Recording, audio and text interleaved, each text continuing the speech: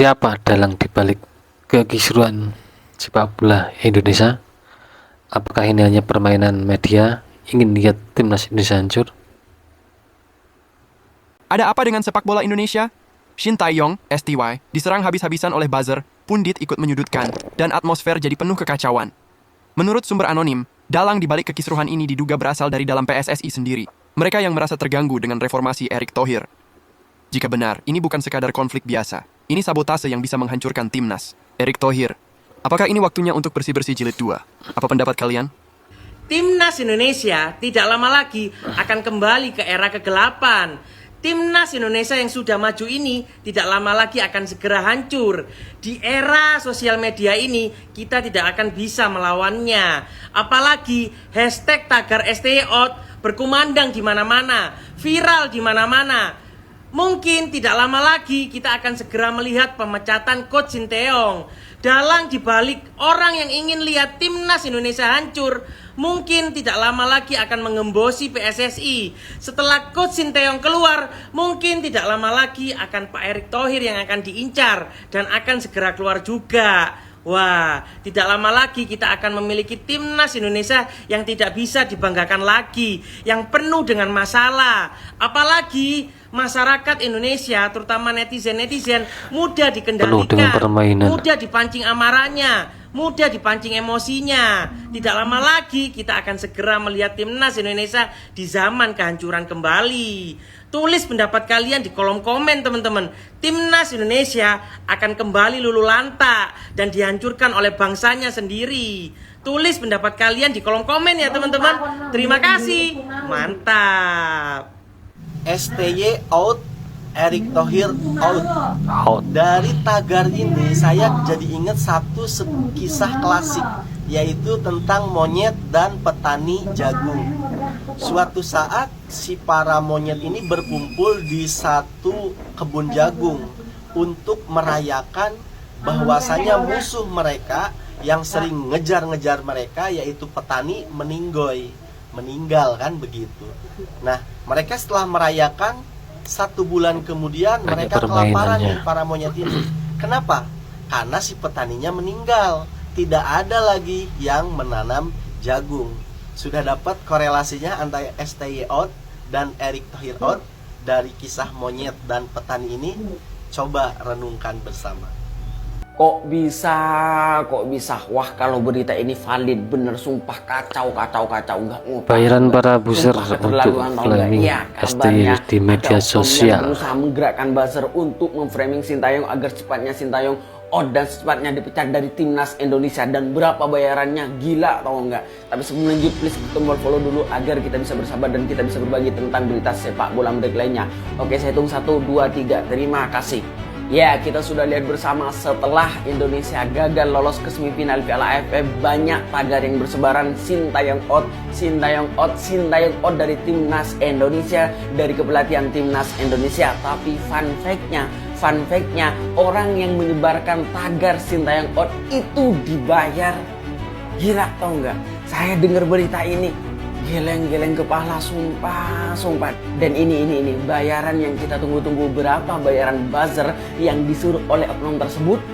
Ya, dilansir dari berita ini, bayaran buzzer untuk memframing Sintayong agar secepatnya Sintayong out dari timnas Indonesia adalah 700.000 per postingan. Lihat, dalam postingan tersebut diduga para buzzer akan menerima uang sebesar 700.000 per postingan.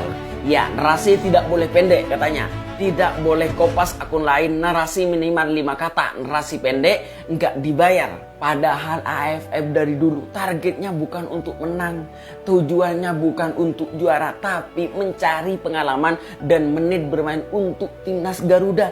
Tapi setelah Indonesia nggak lolos, gila tahu nggak, berita ini memalukan. Gimana menurut kalian? Tulis di komentar. Ini tinggal beberapa hari lagi menuju 2025, boy. Semoga ini adalah video pembahasan terakhir mengenai perdramaan El Rotasi Sintayong.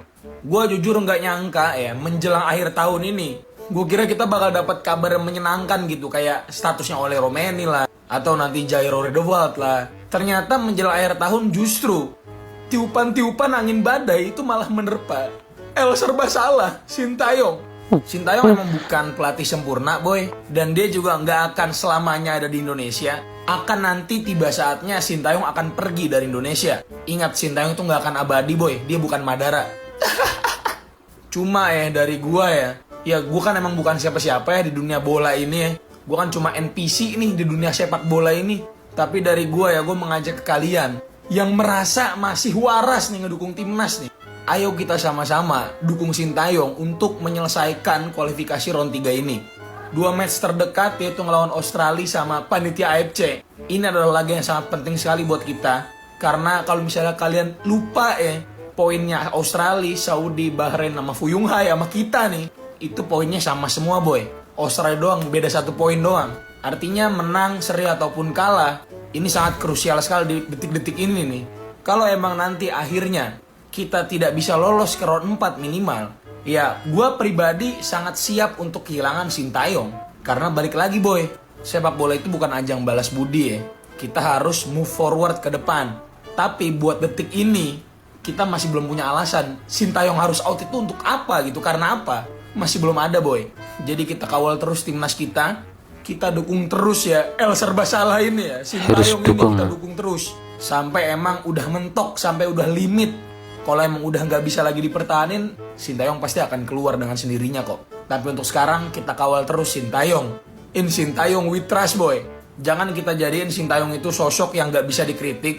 Bedain kritik sama menyerang personal, bedain Dan gue sangat berharap jangan bertingkah lawan Australia sama Bahrain nanti, jangan bertingkah Sintayong Maksimalin setiap match yang ada, please. Oke. Terima kasih banyak, lupa di follow untuk update tim selanjutnya. Bye. Bener nih, Sintayong disuruh out. Dia lolosin kita 2 kali ke Piala Asia, lolosin ke ronde 3 kualifikasi Piala Dunia. Timbang gagal di AFF disuruh out.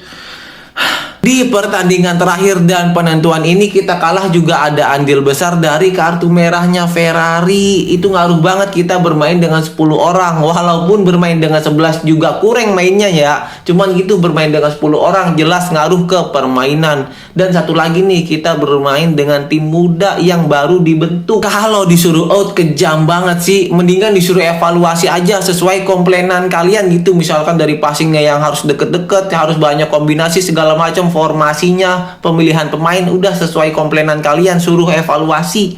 Kalau disuruh out kejam, bro. Itulah berita yang dapat saya rangkum. Siapa dalang di balik semua ini sepak bola Indonesia? Apakah benar orang dalam PSSI dalangnya? Kita juga nggak tahu. Gimana menurut kalian? Komen di bawah ya. Terima kasih.